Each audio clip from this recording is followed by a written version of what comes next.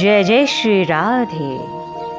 प्रेम की साक्षात प्रतिमूर्ति, ब्रज रसिकों की आराधिका श्री राधा रानी सरकार के प्राकट्य उत्सव की आप सभी को प्रभु की प्रीति चैनल की ओर से खूब खूब हार्दिक बधाई, शुभकामनाएं, मंगल कामनाएं। जो करती प्यार काना से नहीं कुछ चाहती बदला, जो करती प्यार काना से नहीं कुछ चाहती बदला, उसी का नाम है राधा, वही राधा कहती है, वही राधा कहती है। वो प्यारी सी, वो भोली सी, वो प्यारी सी, वो भोली सी, कृष्ण की प्यारी सी राधा, उसी का नाम है राधा, वही राधा कहती है, वही राधा कहती है।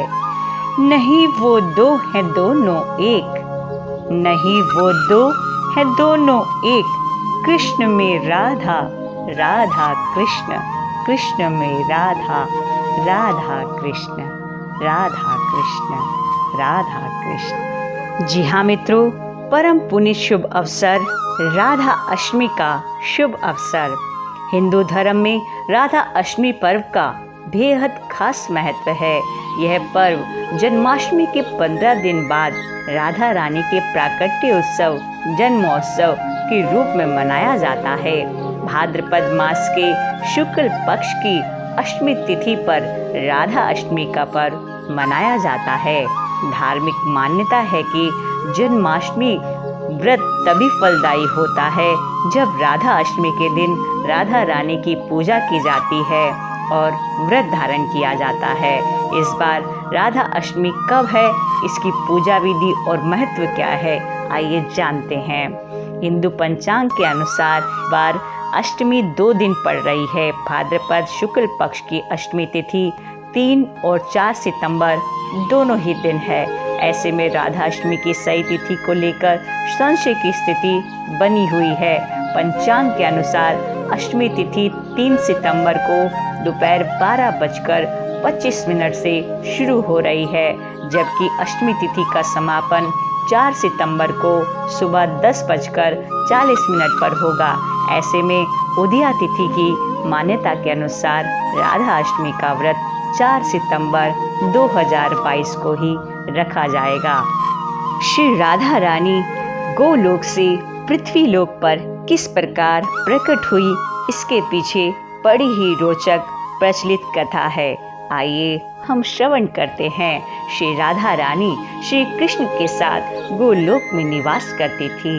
एक दिन राधा रानी गोलोक में नहीं थी। उस समय श्री कृष्ण जी एक सखी विराजा के साथ विहार कर रहे थे। जब राधा रानी को यह पता चला तो उन्होंने श्री कृष्ण को बहुत भला बुरा कहा। राधा रानी श्री कृष्ण से बहुत नाराज हो गई। राधा जी की इस प्रकार कुपित देखकर विराजा वहां से नदी के रूप में निकल गई। श्री कृष्ण को भला बुरा कहने के कारण श्री कृष्ण के मित्र श्री दामा ने राधा जी को पृथ्वी पर जन्म लेने का श्राप दे दिया। राधा जी को इस बात पर क्रोधित होकर श्री दामा जी को राक्षस कुल में जन्म लेने का श्राप दे दिया।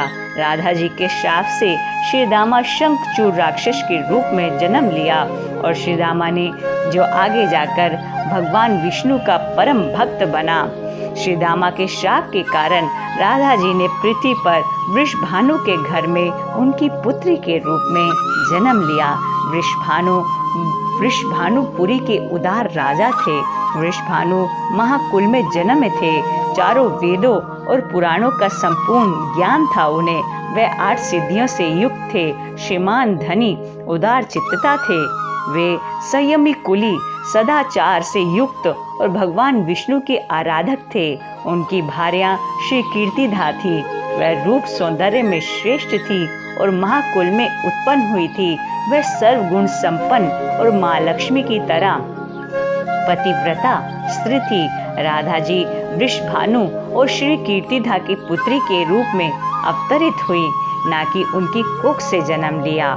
जब श्री राधा जी और श्री दामा जी ने एक दूसरे को श्राप दे दिया तो श्री कृष्ण राधा जी से बोले, आपको अब पृथ्वी पर वृषभानु की पितरी के रूप में रहना होगा। वहाँ आपका विवाह रायान नामक वैश्य से होगा जो मेरा ही अंशावतार होगा। पृथ्वी पर भी आप मेरी प्रियतमा के रूप में ही रहोगे। उस रूप में हमें बिछड़ने का दुख सहन करना होगा। अब आप पृथ्वी पर अवतरित होने की तैयारी कर लीजिए। संसारिक दृष्टि से देवी श्री कीर्तिदा गर्भवती तो हुई, किंतु योग माया की कृपा से उनके गर्भ में केवल वायु ही प्रवेश किया और उन्होंने वायु को ही जन्म दिया। प्रसव की पीड़ा के दौरान राधा रानी उनकी पुत्री के रूप में वहां प्रकट हो गई।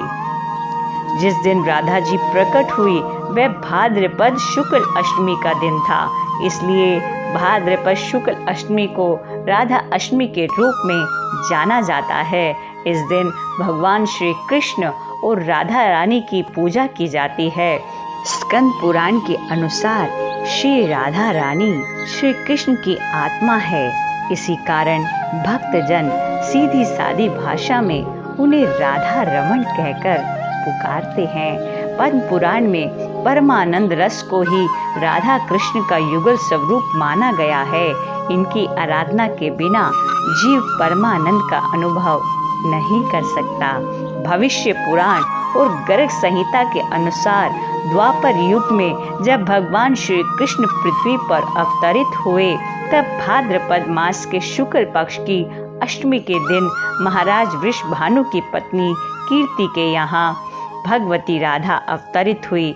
तब से भाद्रपद शुक्ल अष्टमी राधा अष्टमी के नाम से सुविख्यात हो गई। नारद पुराण के अनुसार राधा अष्टमी का व्रत करने वाला भक्त ब्रज के दुर्लभ रहस्य को जान लेता है।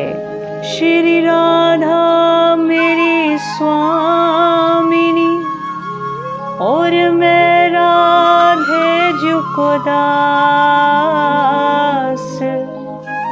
जन्म जन्म मोहे दीजियो श्री चरणन को वास, श्री चरणन को वास। सब द्वारन को छाड़ के आयो तेरे द्वार, हे वृषभानु की लाडली निक मेरी और निहार, निक मेरी और निहार। श्री राधा राधा रटत ही सब बाधा मिट जाए,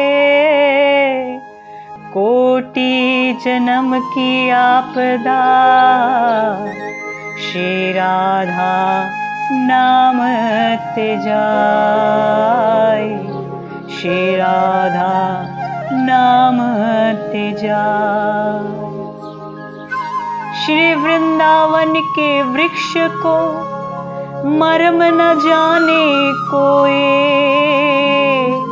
जहाँ डार डार और पात पात श्री राधे राधे होए, श्री राधे राधे हो।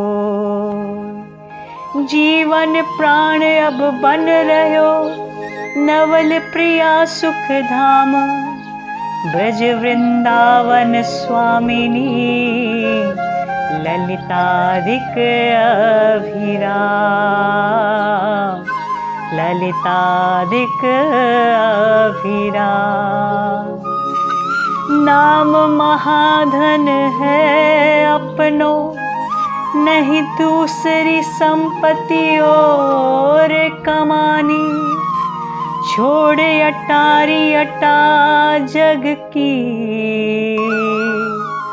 हम को कुटिया ब्रज माहे बनानी, हम को कुटिया ब्रज माहे बनानी। टूक मिले ब्रजवासिन के और सीवन को सदा जमुना जल महारानी। और इनकी परवाह नहीं अपनी ठकुरानी श्री राधिका रानी। अपनी ठकुरानी श्री राधिका रानी। श्री राधे श्री राधे श्री राधे राधे राधे। जय राधे श्री राधे श्री राधे राधे राधे। जय जय श्री राधे। जय जय श्री राधे।